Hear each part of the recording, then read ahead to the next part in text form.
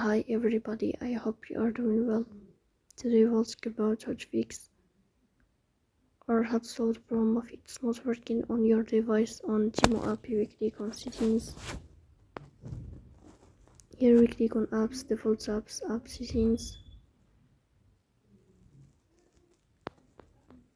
Here you will search about the application of Temu.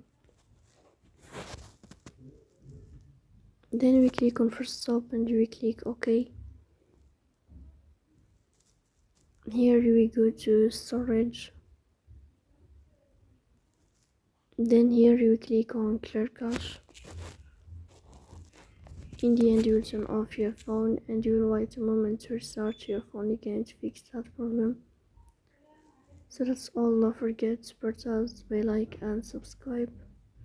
See you next time, and thank you for your watching and your attention.